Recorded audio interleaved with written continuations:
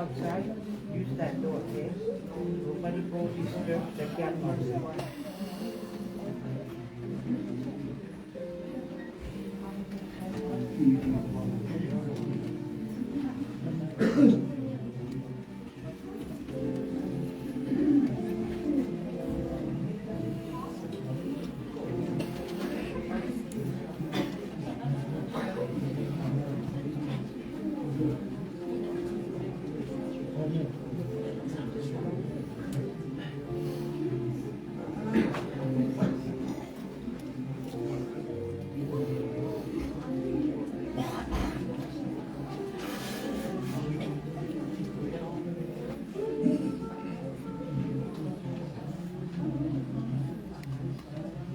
O maia e o tātou tāpo i atu i atu.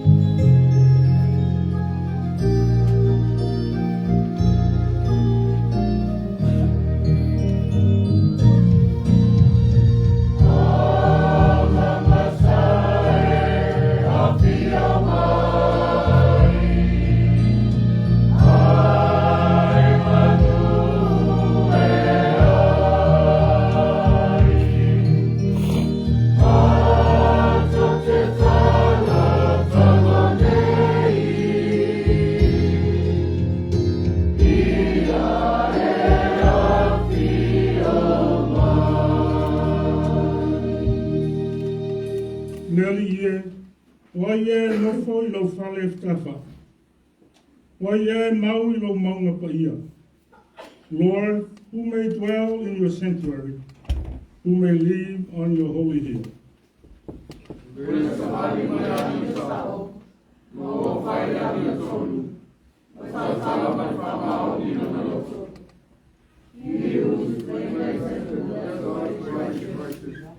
Who speaks the truth from his heart.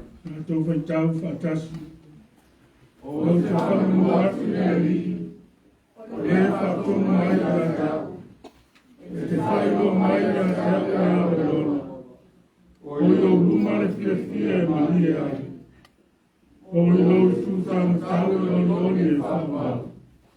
I will praise the Lord, who comes of thee.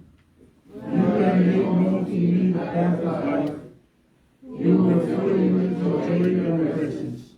with eternal pleasures at your right hand. Tātou te tāu.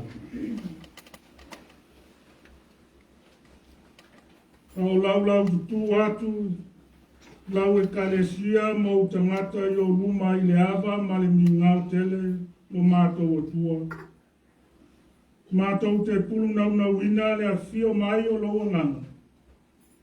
Se e whaatumu ina o mātou tangata le ato toa. Papa ia mai ale nei tāpo ina. I o mātou loto i whaatumu ina e lau o fio. Ma whai ai o mātou wofo ina atu le nei tāpo ina. I le nganga ma le whaamaoni lau. O mātou wala au e ala I lo suafa Iesu. Amen.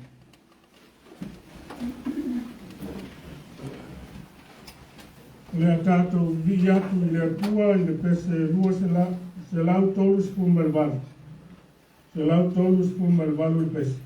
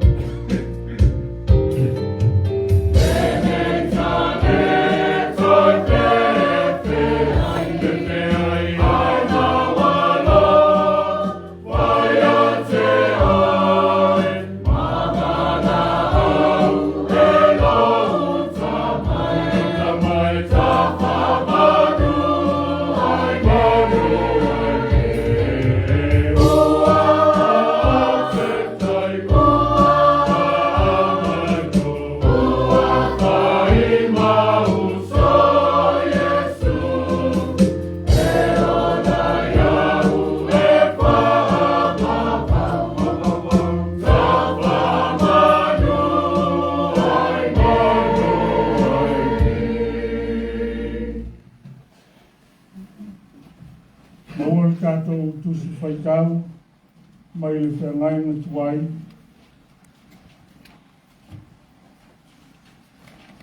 Tusi o e soto lona mta upu e luaspu mai wha.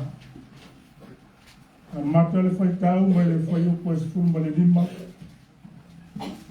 Una wha wawina leo le tātou whaitau i le tā upu e luasfumba le lima.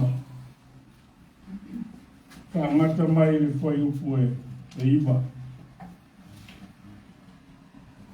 E soto mo tā upu e luasfumba le wha. Whai upu e sfumba le lima. Wau tātou whaitau le tā upu e luasfumba le lima. Ka ngata mai le whai upu e iwa. Lea tātou whaitau whelawhalafoa i ai. Whaafonga maia, ia whiompa ia o tātou atu.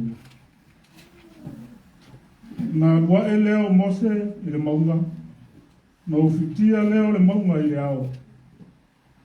Usumako e le pulo le li lunga no hosinai, e o foi aso no whitia i le ao. O le aso whitu foi nei wa awa i a mose e solo le ao. O le tino mai foi o le pupula o le i, sa pei o le afi ma ai le tumutumu o le maunga i luma o le whanaunga Israel. Wan foi mose son lava le ao, wan mai foi maunga. Sa iai mose le maunga i ao e whaafuru no o e whaafuru. O whetalai mai foi le i a mose, o whape mai. Ie vai atu le wanaunga Israelu, ie ato awa i le whanlama i ate au. Ai tasi le tamata mali leo una tufua i ai o so. So te talia mai ai le whanlama i ate au.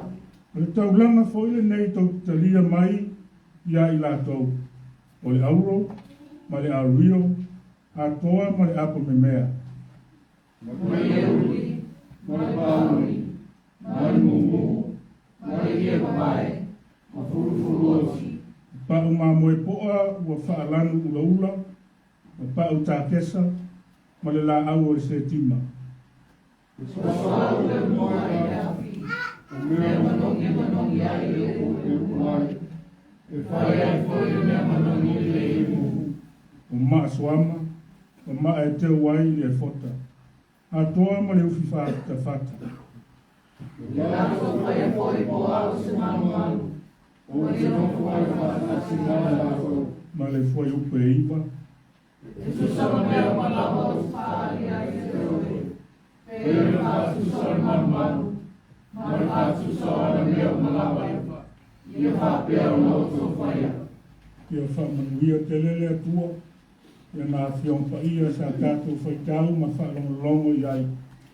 E tu mau ia te ia le vi inga nei masa uma. E o i le whaavavau lava. Amen. O i pese lua se lau se fuma le valu. Tātou te pese ai i le atu. Lua se lau se fuma le valu le pese.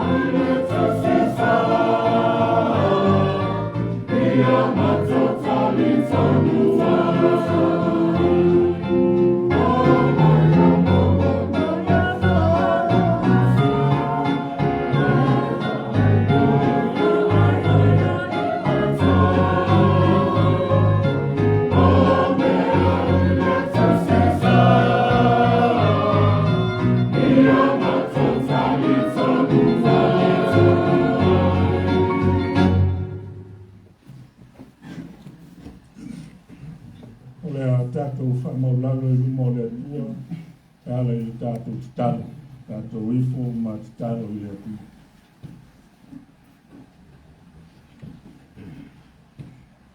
Le atua e sirisiri ese lava la wafio, wa o le atua la wafio le pule au au, o le mata isau o mea uma, o la wafio le na fo ina le au au o mea uma, le langi ma le lalo langi.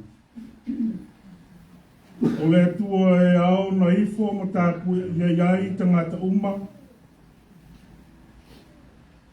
o ngana mātunu ese, o le atua o le na whaia le tangata, na whaia i lou lava whātus pai. O le atua o le na whaina mai le ola, o mātou maua ai le ola, ma maua atili ai pēr. Le ola lea le atua o mawhai ai o no mātou toe tā lāpu i pui o lo malu pa ia. Ai o fale mai lau whanau ma lau e karesi. Te o mātou sula ma whaaftaia lau a whio e ona le ola. Whaaftai tele le atua wa watu le nāwa yasu. I umanuia fuanga aina. O ngā ruenga sa whea ngai ma lau whanau. O whainga mārolonga. O le tangata malana. Ia o lunga fo i o ala te wawawe sa mātou whewa iai. Le ai lava so mātou manatu. Mātou te au lia mai le nei aso fou. Le aso muli, aso sā muli o le nei masina. Whai ui o le nei tausanga o le mātou whainga malanga. Ai a mātou tō mānatu fo i le atua i le mātou sā walina. I ofo lava o mātou loto. Ua sa feta iai mātou ma whaingatā. Pua ngā mati ngā o le neiso i fuanga. Le o mai o wha mai ese. Maisi o le oti. I o mātou ainga. Nuu. Maisi e lau e kalesi. E mātou te manatua lava aua o onga mau whetalainga le ali. Aua mātou te whātua i titi. O le ala lea o lo mātou au lia mai o le neitu asu. Wa sa wha moe lau e kālesia. I lau o fio lo mātou te mā. E te tausia la mātou whainga malau. E ui lava ia ti ngā mwhaingata. E vi ia lava lau fio le atua. Le atua o lo mātou ta mā siri ese. E leo tu lafo ina i mātou lau e kāresia mautamata. Pāwhtai ta mā. Pāwhtai o no mele le uma.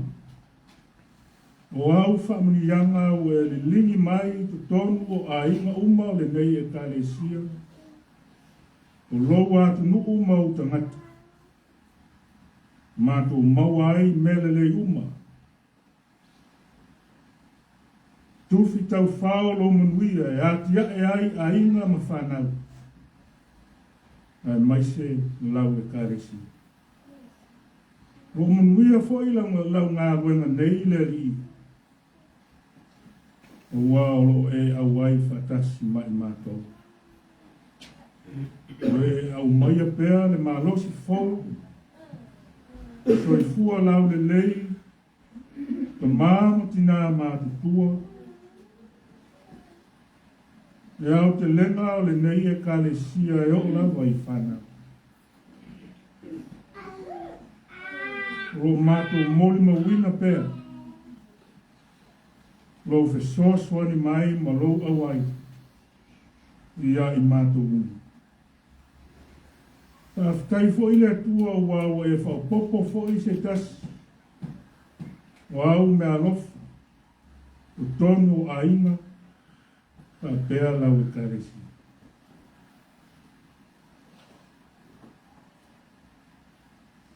O le tau runga o le mātou whaaftai. O tau langa tu tasi na e sauni. O lou lava soifua a toa e ala ia Yesu ke miso. O lea na saunia le tau langa o le tongi ola mo I mātou. Male lalo langi a toa. Mai o mātou se mānasa. O mātou maua ai le ola fau. Au so mātou wawa I le ola e wharowa. Tu maula ia I lau fio le viinga. Le whamanu ma le whanetanga. Nei mas uma e o le wharowa. Ma ngalo mai le fonga lau e karesia. Ma ngalo mai o tangata ang sala le li. O wae ati lau si le whanga I o mātou tangata taito tasi. Le ai fo I se tasi e tonu I lau si le whanga. Le atuai. Wa ang sala le tangata. O male pelepe na tātou sotanga o no le tangata ang sala. Lo mātou fia poto, lo mātou whaamau o lunga, o mātou tala, tau talanga se se, ma le whaamau o lunga, o mātou wāmionga, le tonu, a o sa mātou ngalue fo I ma sa mātou a o nanga I lau o fio, ua e tele a o taimi mātou tele whaamaoni ai, Whatata e alunga la mātou a o nanga. Ia meise foi a mātou whai unga whai. O mātou talitonu e sila fia me unga. O ia se fale tonu. O mātou wanga sala uma le ali. O mātou o atu lava I o luma ma le anganga whamaulau. A lofa maia le atua. Pa ma ngalo mai le fonga lau e karesia mo tana. Le ia le maliu ma le toi soifua manu ma lo Yesu. E ma ngalo ai I mātou umalava. O lau whanau angsa. A wao mai I mātou. Pa tonu mai o mātou tangata. Ia vea pēr I mātou. I fale fetafa'i o se malu e fia fio tu mawai lau fio I o mātou tangata. Mātou wala au lau fio. Te e ange lei whamanuia le ngā karesi.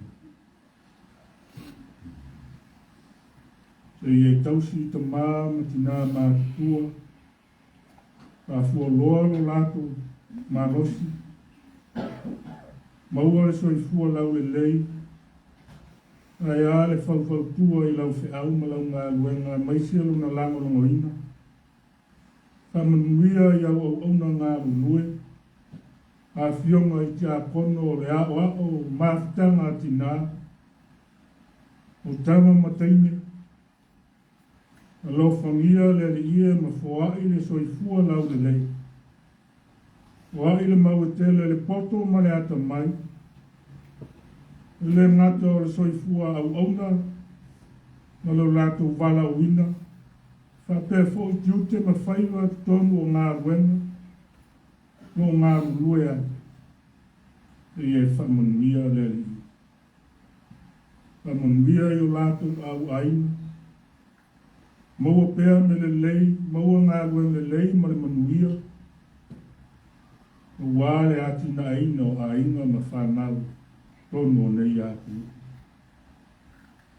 So swani mai I lau ngā luenga nei. O wā mātou te ngā lue ma au auna. Ai whatau waa lava o mātou tamati. E mātou te whaalango lango ma wha moe ia te oe o mātou tamati. Mātou te maua ai le tonu. Sao ai mea mātou te whai. O mātou ngā lue ai ma le wha mārosi. Au auna ma tau tua lau whio e ala I lau whi auna lau ngā lue. Au ai fo I o I aini mai tu mau o le tino. O e si la fia le li. O mai lau whio I o mātou tino. Au mai le mārosi wha fōi. E ngā lue ai. Uno wai mo lau whio ma lau ngā lue. Anuia whanau o le nei a kālesia. O mātou whanau o mātou wala walai. Whamanuia lo lātou wola tuktukua. Tausi whamanuia I lātou. Whamanuia lo lātou wola o ina I tonu o a o ong. Whapapoto ina I lātou. Ia maua so lātou luma na I manuia. O wā a inga mātua le atu nuu le malo. Ka pea lau ngā wanga. Mātou tutaro fo I le atu. Ka o mātou iai si ui o le nei. Pai ngā malanga o le nei tausa. I iai awa whili a whea ai le whai ngā malanga o tangata. O mātou tutaro le atu wai. Maru mai o awa lofa I lunga ia I mātou uma ma o tangata. Maru ti ai lo lato soifua mo lo mātou o. Ia mātou au li atu lo tausanga fau. E meisio le nā māsina fau. Mātou te whakalitali ai le whio mai. O lo mātou o li whao. Mātou te tāra. Mana tua lau whanau mawhitia matina ai. E olo whata autolia I tonu whare mai whapea te tonu aina. Whamanuia I waila au, wala au, paonga aina. Whamanuia I tonga whitima. Sa I linga ma suesuenga fo mai.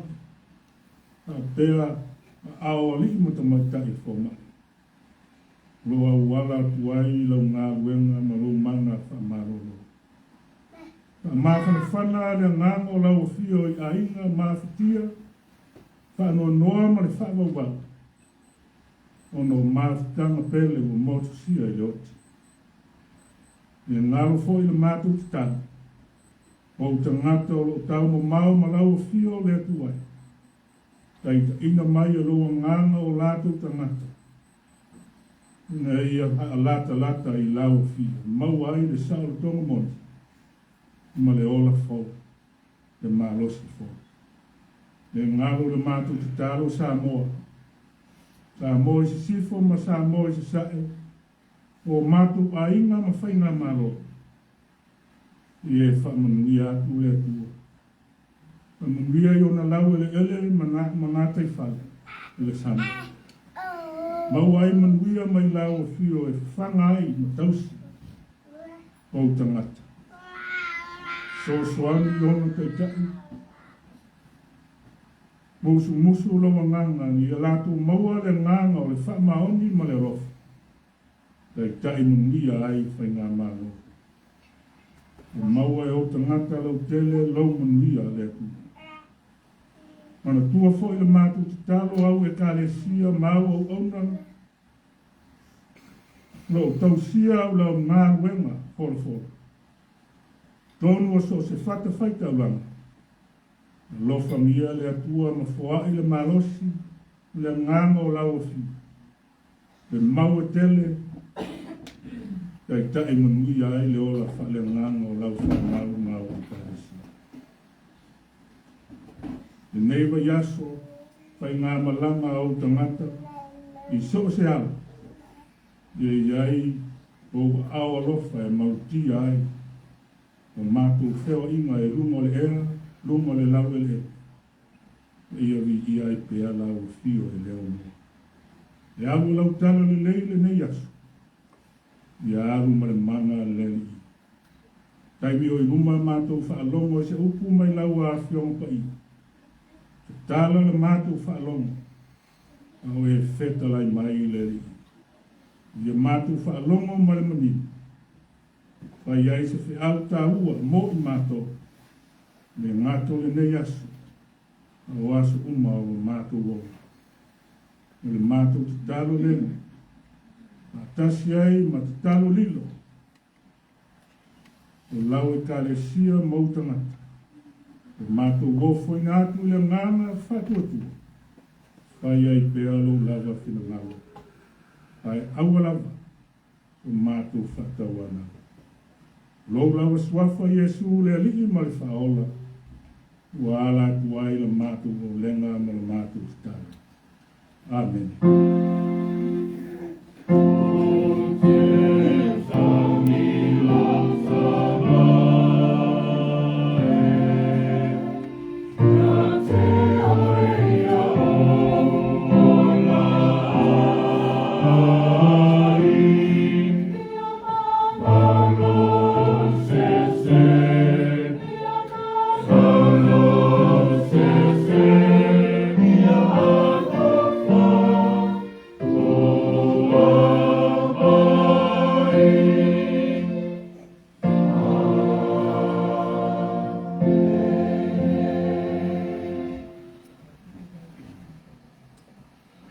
O le viinga o le atua, o le pese luas fulmarfa. Luas fulmarfa le pese. Amen.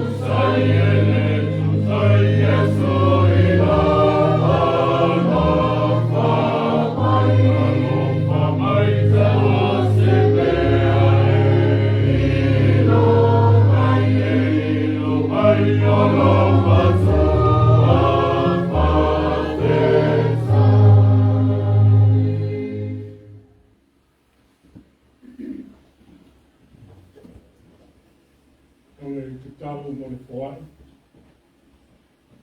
Ua i o muma le foai, lau e kāresia mo tangata no mātou atua. Mātou te whakaitele i au whaamianga mo lau te māo ai. Leni mai ma whaamuni ai o mātou tangata. Whai ei o na mātou maua e nei whaamianga ma nei tuku. Mātou te whoai ai mo lau whio e ala i lau whiau ma lau ngāri ai. E e whapaia mai ala nei whoai, a tasi ai mo mātou tanga. E ala i a Yesu mātou kitaru. Amen.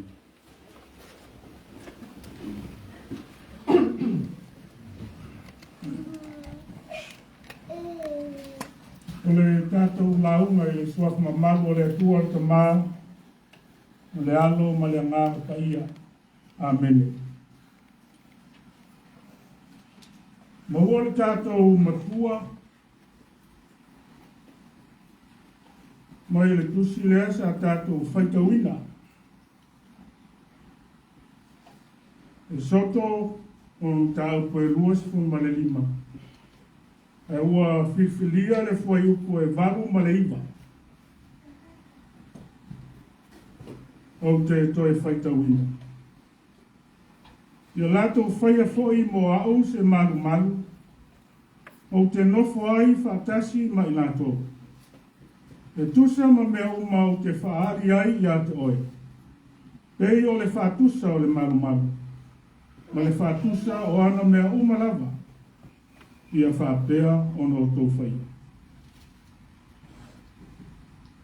Then have them make a sanctuary for me, and I will dwell among them. Make this tabernacle and all its furnishing exactly like the pattern I will show you. O tātou matua, le nā e tusa ai ma tusi whaitawasu, a le kāresia oa. O le au tū mo tātou le nei tae au, whau se fale fetafa'i. Whau se fale fetafa'i. Make a sanctuary. O le fale fetafa'i. O le ulua I fale sā lea o ta ua I le tuispaia. O le fale feaveai. O le winga le nā o le upu fetafa'i. To remove a house from place to place. A sanctuary. A tabernacle. A forerunner of the temple. O le fale le tu mau si no fuanga e tasi. Ao malanga I Salatielu. O te tala le maru maru, ma ave e sa le vi. Ma toe whaatu le mea tō la wapi ai le muku.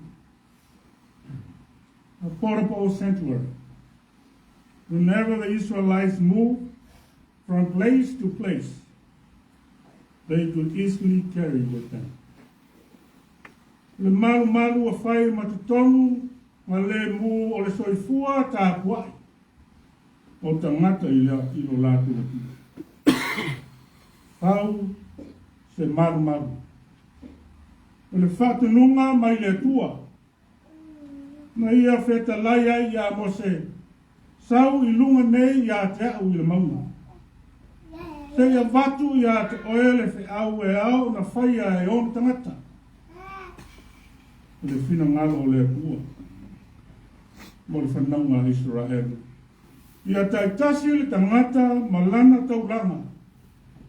O manatu fua I ai no noloko.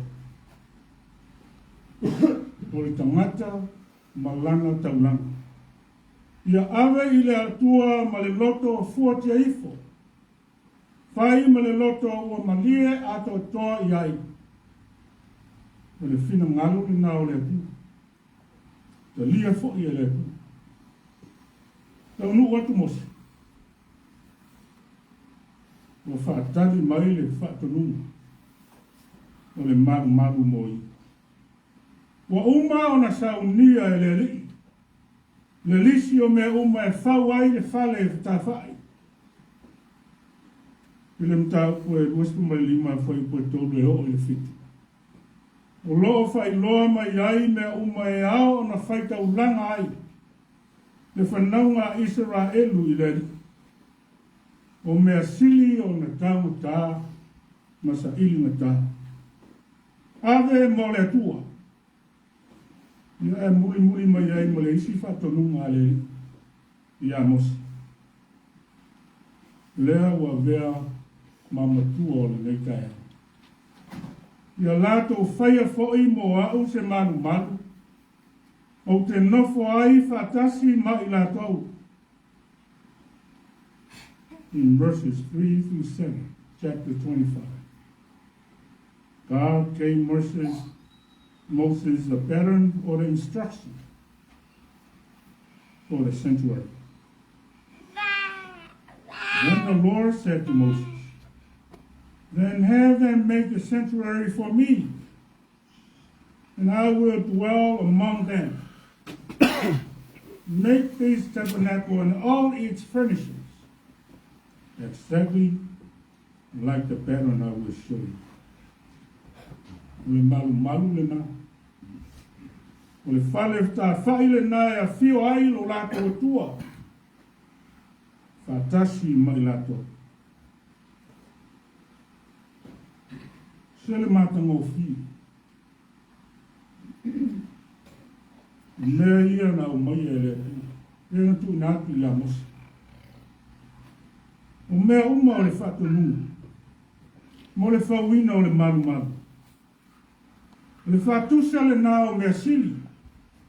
Mea taunga tā. Mea le uma ma le matanga o fie. Ia lato avatu. Avatu mo le tua. O lau tau langa sili le nā. Mo le tua.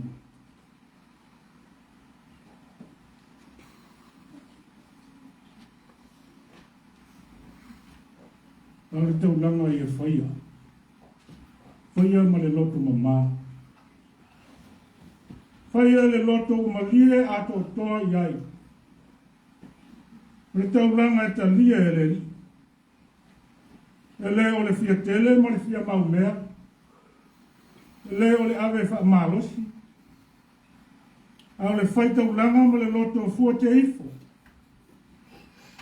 O le whainga tau langa le nana whatunu wina ai. Me whanaunga a Israelu e le tu. A whai o le tua lava lea o le tātou au aunga. Ma tāpua ia. O te taufo. O na whapena. O na whai o a tātou te langa. Whau se fale te tawha. Le kālesia. Le whanau o le tua. Ta fitai le wha marolosi. Ni ngā ruenga le tu. Tātou iai toi māsino le nei tau sana. O lau whainga malanga. Wha mālo whai tau langa i le tua. Malanga tale le lei a Yesu Kiriso. Mele le uma o tau whaia ma whaai mo le tua. Malona whinangala.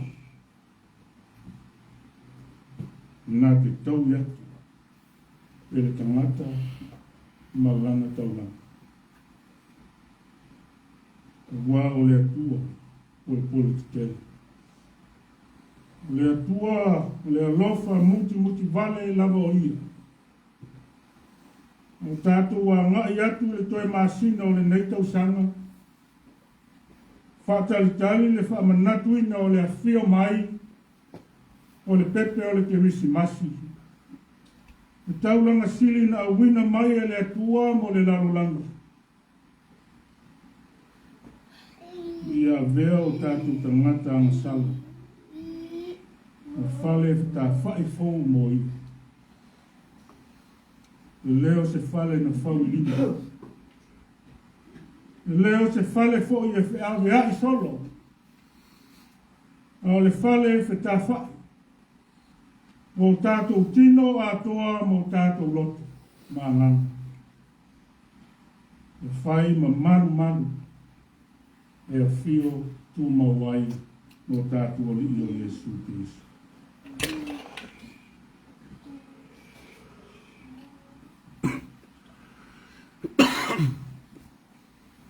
Fauso fale fetafa'i. E mawai le li o Yesu.